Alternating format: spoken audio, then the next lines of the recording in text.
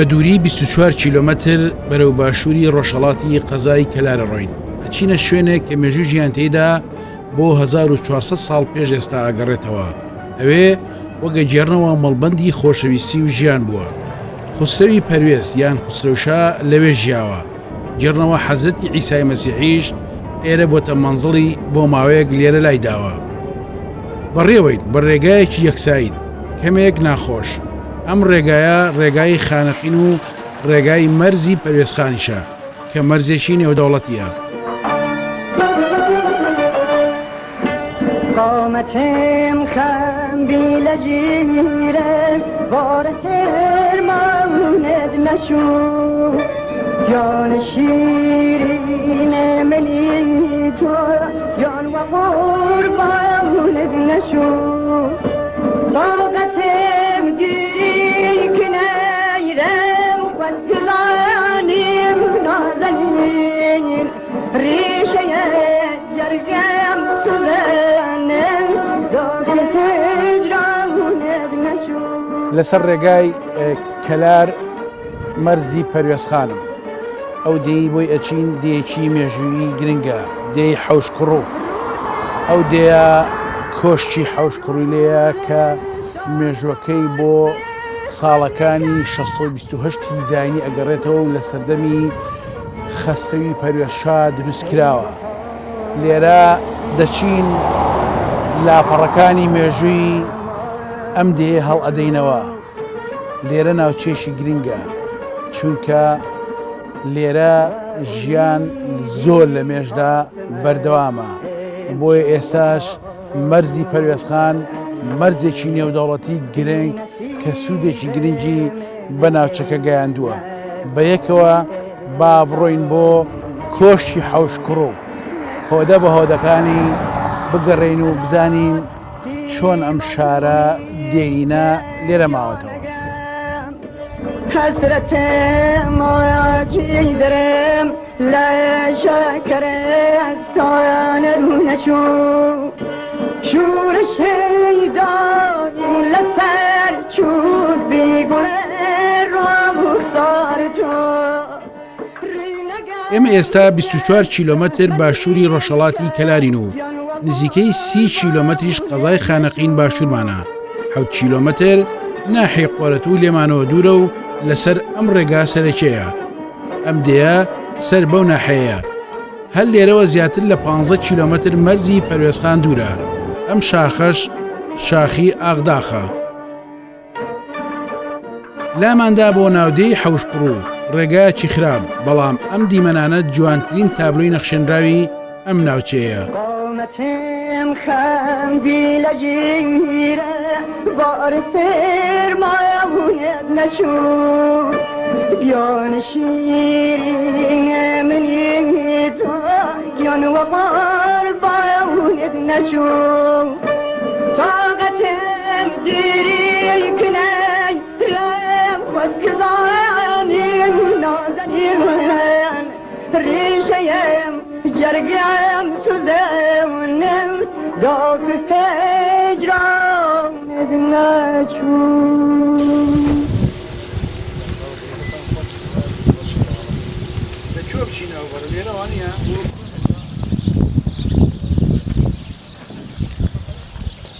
گەیشتنە ئاوایی ئیتر دیمەنی جوانی کۆشی حەوش کوڕوو سەرنجی ڕاکێشاین پێش هەموو شتێک بەرەو کۆشی ئاشقایەتی ئەو کۆشکەی پێش 1400 ساڵ نەخشێنراوە دروست کراوە ئەو دەستەپڕ لە بەرهەمەندە چێە لەو کاتەیە توانیوێتی لەم دەشەدا جوانێک بخۆڵقێنێ کە تا ئێساش مرۆڤ سەردانی دەکات سەر سام دەبێت پێیت ئەگەر عەشق و خۆشەویستیەک نەبێت ئاوا ناتوانرێت هەموو بەردەکان بە یەکەوە کۆ بکاتەوە و بیان لکێنێت بە یەکەوە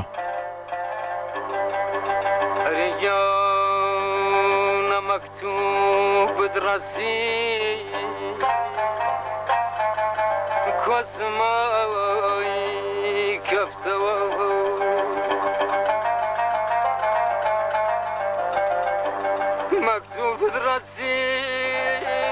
قلال يديم كوسماي كفتو دلال گەرمیان لە یەکێک لە کۆتادیەکانی باشووری کوردستانم. قەسری شیرین شارێکی کوردستان باشووری ڕۆژهەڵاتمە. ئێرە ناوچەیەکە گرنگی و تایبەتمەندی خۆی هەیە. هەر لێرە لە نزیک حەوشکوڕ و مەرزی پەروێزخان هەیە کە مەرزێکی نێودەوڵەتی گرنگە. لێرە ناوچەیەکی کشت و کاڵی زەویەکی پڕ بە پیت و بەرەکەتی تایە. دانیشتوانی ئەم دەیانە سەرقاڵی ئاژەڵدارین. پێشیان وتوین ئاژەڵە کێویەکان لێرە زۆرن، بەڵام بەداخەوە دەستی ناپاکی ڕاوچیەکانی پێدەکات. ئێمە لە حەوشکوڕ و لەگەڵ جوانی خەڵک، لەگەڵ جوانی ئاوەدانی، لەگەڵ نیمچە سەوزایی دێبەدێ تۆمار دەکەین. ستافی دێبەدێ ماندوو بوو گەیە حەوشکوڕ.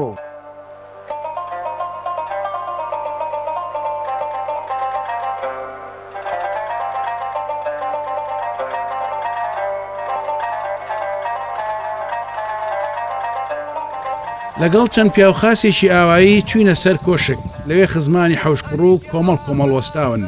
ئەوان سەرقاڵی جێڕانەوەی بە سەراتە کۆنەکانی خۆیان بوون.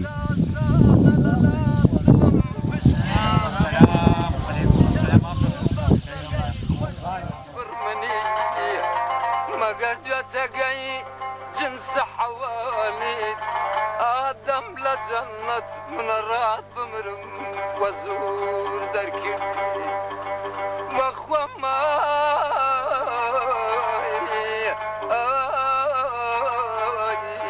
دوایش خەلیل جامانە کە کوێخای دێ هات بۆ لامان و دوای سەلام و کەلام بانگێشی کردین بۆ ئەو شوێنەی بۆ دانیشتنی ئێمە ڕازاندرابەوە. چوین لەوێ دانیشتین لەگەڵ خزمان بە هەندێک قسەی خۆش و پێکەنین درێژەمان بە گفتوگۆدا.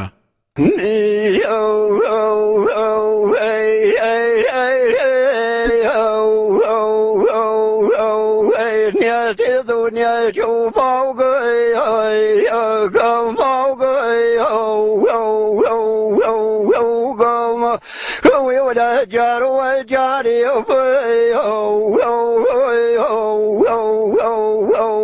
جرتاك ضرب الخلوي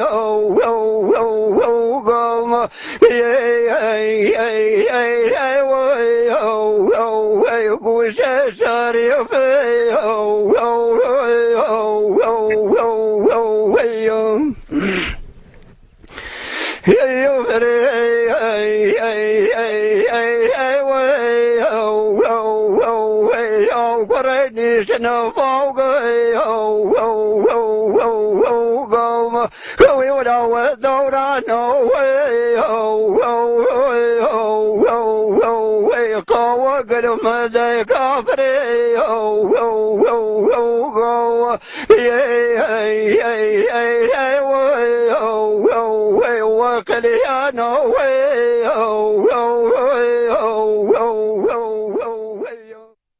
ئەم ئاوایە گوڵ بۆ لەم منتەقە ئەم ئاوایە کورد چاکچاکی تیا بووە، کورد یەکەیەکی تیا بووە، کورد باشی تیا بووە، یەکەم بوون لەم منتەقە. ئێمە بەس ئەسرەت ئێمە لێ کۆبوونەتەوە. باسێکی ئاوەدانی ئێرەم بۆ کرد لەکەیەوە ئاوەدانە چۆن ئاوەدان بووە؟ مەرنەم ئێستا باسکە بڵە لە 1270 ئاوەدانم. ئەمانە سێ ماڵ بوون لەم ساڵە، سێ ماڵ هاتنەتە ئیران. ئەم منتەقە چۆڵ بووە، کەس نەیتوانێت لەم منتەقەدا بنیشێ. باوک ئەو سێ و چوار نەفەرە ئازا بوونە، لێل باوکما بوونە. کەم بە کەمەکی قەوماگانی باوکم جەم کرد لە ئێران و لە عێراق و لە هەموو شێرەوە جەمیانی کوێسە بوونە بینە ملەتێ بەخوا کشی حەسوودی فیوانەوە. ئەم حەوشکوڕە توێ بینی هەر مالە توێنێکی بووە، ماڵێ ماینێکی بووە، ماینە جفتێ قاتری بووە. لەلام چاکی تیاوە، لەلام کوڕیەکایەکی تیا بووە. لەو سەردەمایشی چیان کردو؟ فەلاحەت بۆ بڕێ قاچاقیان نەکرد. ئەمە حدودین حدودی ئەنە ئەچینە قەسر ئێمە. ئەوە پێژن گەرمە قەیسەر، لە گەرمە قەیسەر ئەچونە ناو قەسر. قاچاقیان نەکرد، بەخوا پیاوە بوو فەقیر و بەیانیا چوو هەریا کرد تانی بەڕۆ ئەچوێیدا لە قەسرەیدا نان و ئەیهاوردەی خوا لەما. فەقیریشی تیا و دەوڵەمەندیشی تیا و هەتاکەی ئاوەدان بوون بێکەوە هەتا 64 وەیە کۆ بووین 74 دوای 74 پەرتەوازە بوو ئەرێ وەڵا باشە ئەوەی لە تەمەنی خۆتا بەبیرت بێ مەسەن ژیانی ئێوە چۆن و جگە لە فەلاحەتیوانە مەسە ئەوەی کە ژیانی ڕۆژانەی خەڵک مەسەر لە کوێشتان دابی نەکرد ڕۆژانەی هەوان حیوانداریان نەکرد و جووت و خەلە و ئەمانیان نەکرد و بازارکردنوشتان لەکوێ بازارە چونە خانەتی بازارمان دەکرد تەنا خانەقینەوە چونە خانەخۆشنە قەسێ بازارمان نەکرد لە قەسەرێمان ڕێگانەدان لە ڕیانەدا من بێنیاندا بێن وازیان هاو خاریان هاات حدود ئێمە کە پیاە بوو لێرە لەو مەتەقە هینی ناو قەخە هەدایەت ئەوە عید ئێمە منالێکمان بگرە لە قەسر ئەو دەریەکرد بەریەدای هاوت ئەلەن لێرە مەسەن پێش بڵێن دوای ئەمەی کە ئەم شارە هەبوو ئەم شارە بەو شێوە هەربووە دوای چۆڵ بۆ تۆ ئەم ناوە چەند جار چۆڵ بۆ چەند جار لە زەمان خۆیان جمهورەکان لێرە بوونەتە ئەوانە هەڵیان نەکرد لێرە چونی سمە منتەقەی محەممەد خەجوور ئەو ناو لێمانەوە لێرە هەڵیان نە کەس نەماوە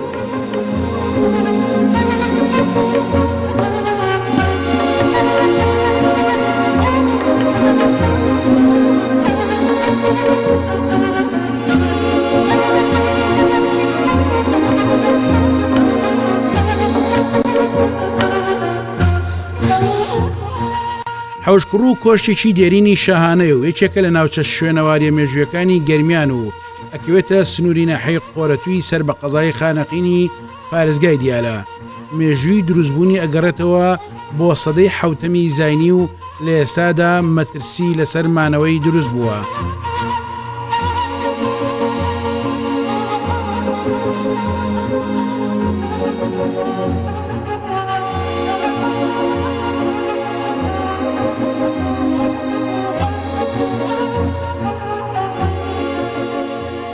لێرە جگە لەم کۆشکە شارێکی گەورە و دیێرین هەبووە دەبێت ئەو شارش هەر بە ناوی حەوشکڕۆ بوو بێت ئێستا ئاسەوار و دار و پەردوەکەی ماوە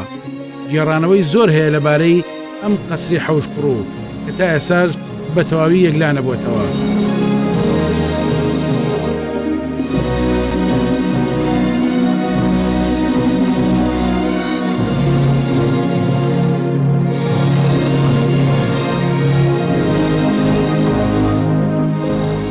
یارەوەی سێمە لێرە وەساوین ئەمە قەڵای پاشای ساسانیەکان بۆ کە بۆ سەردەما کە بە کۆشکی پاشایی ناوبراوە و لە سەردەمی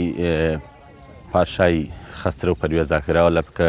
دەسەڵاتدارەتی ئەو لە 590 بە 628 بووە ئەم پاش کۆشکەشی کە دروست کردووە تەناوەکو بوو هەدەیەک بووە بۆ خێزانەکە کە ئەو کاتە خێزان و معشوقی بووە کە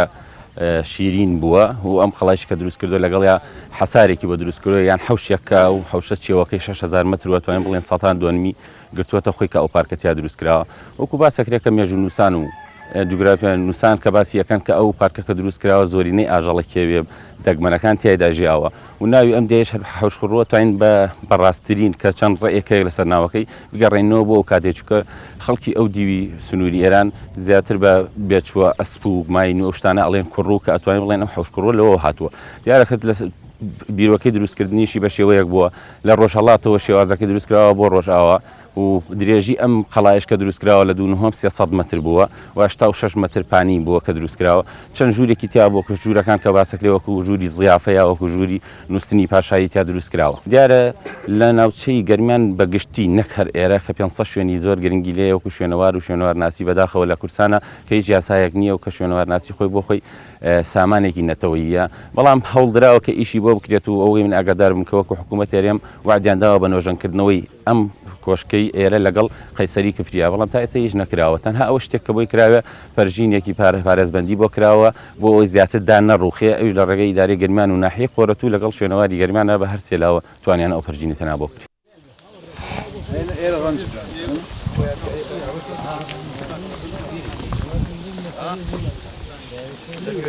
بەڵام ئێستا بەهۆی ئەوەی ڕژێمی پێشووی عێراق تێکی یاوە هەر ئەوەندەی ماوەتەوە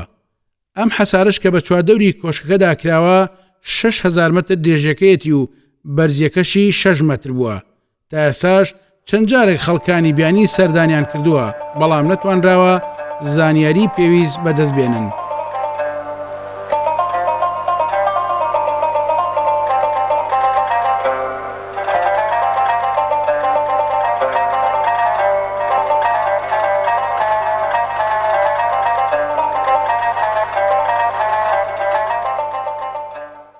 هەڵبەتە ئەم شوێنەوارە تا ئێستا کنۆپشکنینی بۆ نەکراوە بە هیچ شێوەیەک بەڵام ئێمە ئاگادارین لە ڕێگەی زانیاری کتێبەکانەوە بۆی کە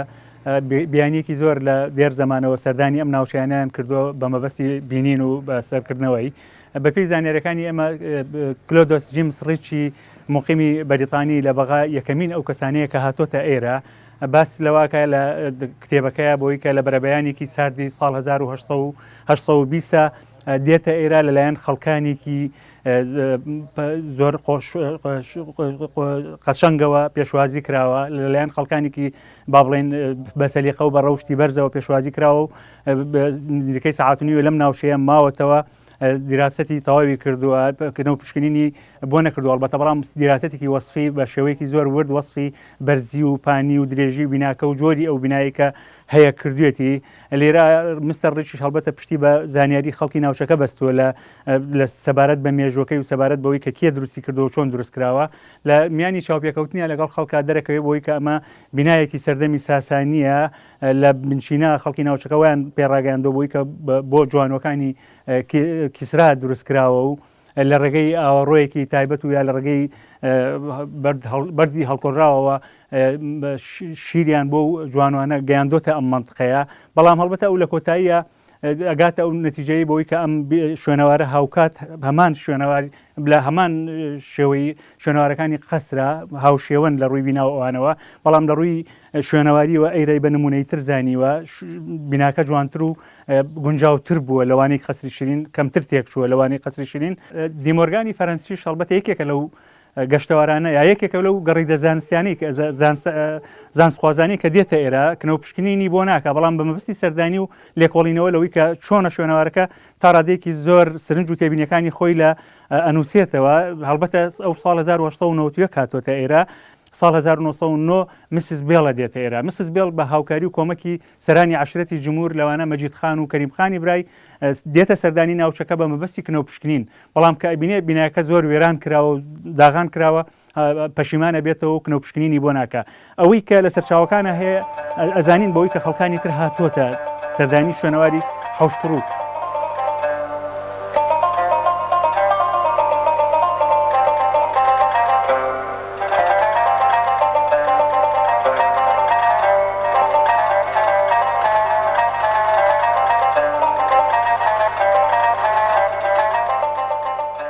هەر لە دەوروبەری ئەمدیا قەڵایەکە بووە کە قەڵایەکی ئەسکەری بووە و بە ئەسکاتی خۆی دروستی کردووە وەگەوەی کە لە زۆرێک لە ناوچەکاندا لە شێوەی ئەم قەڵایە هەبووە ئەوەی ئەبینرێت ئێستا لەگەڵ زەویدا تەخت کراوە کە زۆرێک لەو کوردانی بەعز ئەنفاریکردن لەو قەڵایەدا کۆکراونەتەوە و تا ماوەیەک دوای بردویانن بۆ ناوچەیەکی تر کە ئەمەش بۆتە مێژوێشی تری ئەم ناوچەیە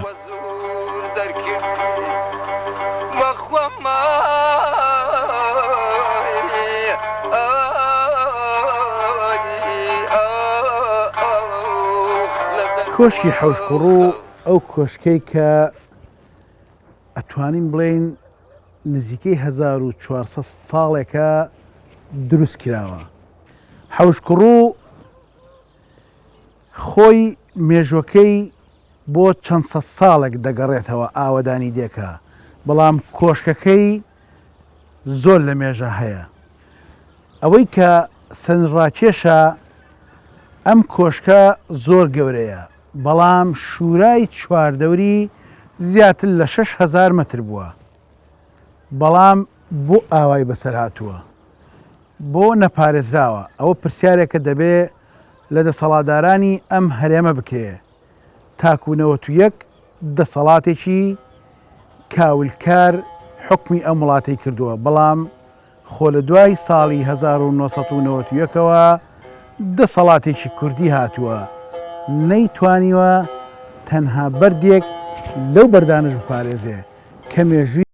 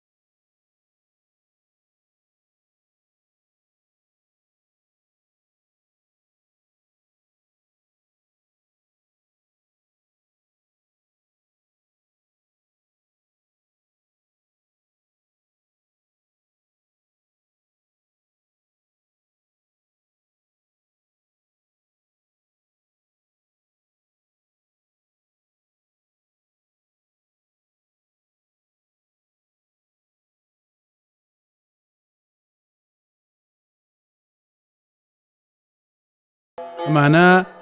لە هەشتی سێی ساڵی 1970ەوە لە دێکان دەرەکرێن تەنها بە بیانووی کوردبوون بەشێکیان ڕوو لە شارەکانی خۆرهەڵاتی کوردستان و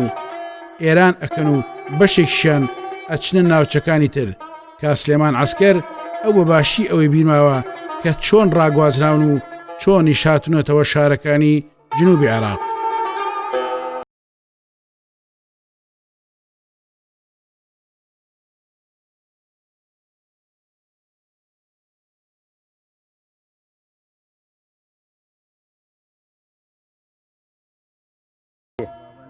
کە وەختێ 4 ساڵ تەواو بوو لە 8 مانگی 1970 ئەم دێ بە عام چۆڵی کرد لە خانەکەن و بەرەو ژوور چۆڵ بوو تا بەمۆ دێ نەما هەر هەمووی ئەوەی پێشبەرگە بوو ئەوەی چوو ئەو دێواچوون بۆ ئۆردگا ئێمە ئەم ماڵانە ئەوەی کردی ئەو بەرچیروان و کردی ئەو بڕ ئەوەی چوو بۆ ئێران چوو بۆ ئێران ئێمە لە ئۆردگای ئەنزۆڵە ماینەوە حدود ساڵێک بوو شتێک لە دوای ئەوەی نەکسەکەی ئەیلول هات بەسەرا ئیتر هیچ نەما تعین و مەعین و چوو ئەمانە نەما هیچ بەراعاتمانە نەئەگرت لە دوای ئەوە هاوریانەوە ئەوەی هات بۆ عێراق هاتەوە سیاران دابی هاوریاوە ئێمە ئەوەی هاتە دواوە لە وەجبە لە یەکی مانگی دەبوو یەکەم وەجبە ئێوارە مەغریب گەینن مەنزەریە ئەم مەنزەری خانەخینە ئەوەی چوو بۆ ئێران سێرەیە بۆی هەڵوو ئەوەی بۆ مەشەج و ئەوەی بۆ تەبریز و ئەوەی بۆ کرمان و ئەوەی بۆ کوێچ و ئەویان برد بۆ ژوور ما باقی هاتە دواوە ئیتر زۆربەی زۆری بریا بۆ ناسریە بۆ حلە بۆ دیوانیە بۆ سەماوە بۆ کەربەلا بۆ نەجەف بۆ ئەنبار بۆ سەلاحەدین ئەم هەموو کووردە لە دهۆکۆ لە سلێمانیوە لە ئەم منتەقەی دیالەوە هەر هەمووی تەوزیع کریا بەسەر مەحافەزە جنوبیەکانە قوربان دوای ڕاپەڕین ئەم منتەقە ئیتر یەک حەملەی بۆ کریا بە پێشمەرگە و بە خەڵکی لادێ و بە ئەوەی کە زەربەند مەسەی ئاوەدانی ئەوەی هاتوو بەێران و ماڵات و حیوانی بوو ئەوەی هاتووە لێرا بنێگی دانا مەڕووماڵات بەکو جاران ڕێ کرد و ئەلەوەڕیا و کۆخەی ماوە استقرالی وەرگرت تەواو ئیتر تەنا ئەوانەی هاتن دە 15 ماڵێکن دە 12 ماڵێکن خەڵکی دیەکەن ئەیرا ڕان و ڕەویان هەیە ئەوەی شوانی کردە ئەوەی ماڵ عەربی بۆ هاوردە ئەوەی چۆنی کردە ئیتر بۆ خۆی وەکو ئەوسا بەڵێ فەلاحەت دەکەی وەڵڵە هەر وەکو عەردەکان جارن هاوە دەست ئەوەی هاوە دەست هاوە دەستی وە و تەوا بێقڕەوە بێکێشەین و وەڵام ئاوادانە دوای 91 تا 75 تقریبان 120 ماڵەبی ئیتر دوای شۆڕشی ملانسەوە ئەژبەتاڵ چۆڵ بوو عەرەبیان هاورد بووی هەمویان کرا عەرەب هەتا مزگەوتە ماڵە عەرەبی تیاو کردیان شوێن حەیوان مزگەوتەکە ئیتر دوای ئیتر ئەوە بوو خەڵک ڕۆی بۆ کەلار ئەوەی چوو بۆ ئێران چوو ئەوەی چوو بۆ کەلار ڕۆژ بۆ کەلار دووبارە ئاوادان کراوە ئەرە وەڵا ماڵە زۆری تیا هات تقریبان ئیتر خەڵک بۆ بۆنی سەلام سەرچاو خەڵک بۆ بۆنی پۆلیس و ئەمانە ڕاتەکەی زۆر باش و نیمە دووبارە چۆڵی کردو ماڵەکەی ڕمان و ڕۆژ و بۆ کەلار دووبارەی سەر دووبارە خەڵک خەرگێتێتەوە تقریبان 135 ماڵمان هەیە 30 ماڵ 32 ماڵەوە ماڵەوی سەرقاڵی چین کاخر وەڵا بە زۆری حیوانداری و زەراعەتەکەمان فەلاحەتە حەستەکەم کەمێک بێ خزمەتگوزاریتان پێوە دیارە وەڵی خزمەت گوزارەکەمان چییە کاک عەبدوڕەحمان بیریان بۆمان کەندووە هەیە کەم کوڕیمان هەیە بەس مەکتەبمان بۆ کراوە و کاربیان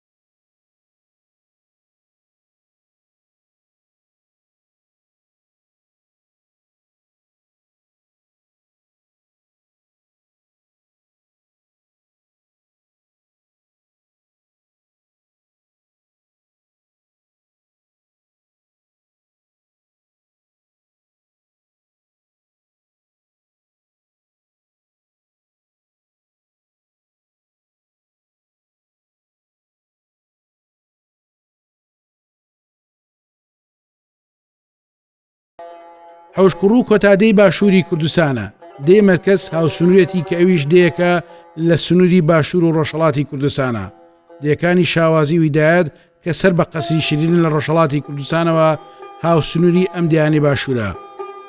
لێرە چەند شتێکی گرنگ و سەرنجڕاکێش هەیە جگە لەم کۆشکە گرنگە ئەویش سەرچاوەیەکی ئاو هەیە کە 20 چاڵاوی هەیە بە شێوەیەک دروستکراوە کە سوودی زۆری هەم بۆ ئاژەڵەکان و هەمیش بۆ خەڵک هەیە شێوەی دروستکردنەکەی بە شێوەی سندوقی دروستکراوە بەبەرد هەڵچنراوە لە ژێر زەویدایە وەک بازەکرێت بە درێژی چەند کیلۆمەترێک هاتووەتە نزیک حەوشکوڕ و هەنێکی کەش ئەڵێن لە ئاوی ئەڵوەنەوە ئاوەکە هاتووەتە ئەو شوێنەوە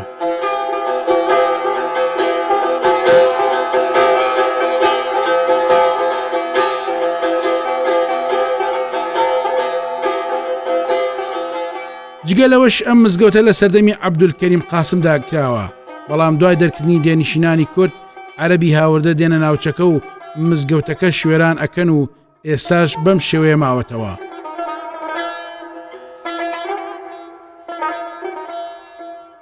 تەمەنە چەنە کاگێ؟ والله تقریبا موالید ئەسڵەکەم دوو موالیدم هەیە گەت موالید 47 یەکێکی 50 بە 47 ڕاست هیچ نییە 3 ساڵش 50 ساڵە 50 بێ 40 جووەکو یەکوە یعنی ئێستا نەهۆرە نە قسەی چم بۆ ناکەی؟ بەخوا توانام کەمە توانام وایە من خۆم ئەو ساڵە خۆم کەس پێمی نەوت دەسم کرد لە هۆرەکردن و جەماعەت بیسی دوای لێمە بەخواوەیسەوە زۆر قساک داربیشاڵ نەخۆش و شت یان ناساغین بەڵێ وەڵا سوکەرمەیە قاچ قلم یا سەوەفانە بە سوکارەگە لە گشتی خراوتر خۆش زۆر ئەزیەت مەدە باشە بیشاڵە باشە ڕوا سرم گێجەخوا لە خۆی ئەم دێ بەپێی قسەی ئەو پیاوە بە تەمەنەکان لە ساڵی تقریبن 59 بۆ 6 بۆ یەکەم جار قوتابخانە لێرە کراوەتەوە ئەو کاتە قوتابخانە پێکاتەوە لە خانووی قوڕین بووە ئیتر کە دوای ئەوە مامۆسای باتەوە وردە وردە خوێندون و خوێنوەری تیا بڵاوبۆتۆ بووە و ئێستا ئەو لەو پیاوانەی کە لێرەیە ئەوەی کە بە تەمەنن کاتی خۆی هەر لەم دێخۆمانە لێرە خوێندویانە و مامۆسایان بۆ هاتووە لە شوێنەکانی ترەوە لە باقوبوو لە شارەبان و لە کەلارەوە مامۆسا هاتوو لێرە دەرسی وتۆ لێرە ئەو کاتانە خۆت ئەزانی هەمووی بەهۆی ئەوەی کە مەشغوڵی ژیانی ئاژەڵداری و کشت و کاڵی بووە و هەندێک بە کاسبیکردنەوە زۆرتر خەریکی ئەو بوارە نەبوونە یعنی ئەو نە بە دوای ئەوانە بەڵام ئەیتر دوای ئەوە کە مەلای تیا هەڵکەوتووە مەسەرەن ئەوە خەڵکی کە پیاوی گەورە و پیاوی ئەوانەی کە لە ڕووی کۆمەڵایەتیەوە کاریگەریان هەبووە هەم بەسەر خەڵکی دانیشتوانی ناودێکە هەم بەسەر دیەکانی چواردەورەوە هەم ئەوەی کە لایەن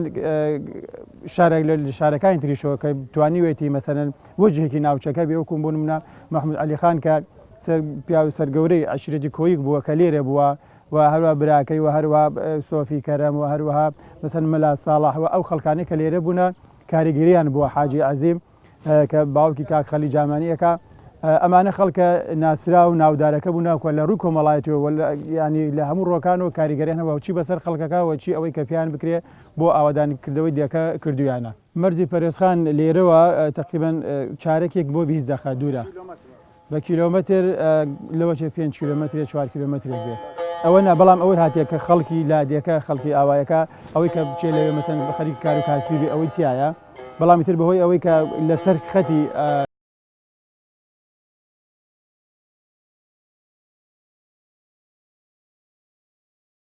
لادیەکە ئاوادان کراوەتەوە لەروی ئاوات بۆی ئەوەی کە خەڵک بە تەماحی ئەوەی کە ئیش بکات لە مەرزەکە مەسەن خەڵک لێرە خەڵکی ترە جگە لە ئاژەڵدارێکە و جگە لە کشت و کاڵەکە ئێستا خەرکی کار و کاسبی خۆیان بەهۆی کە نزیکی لە مەرزەکەەوە ئەو سوودە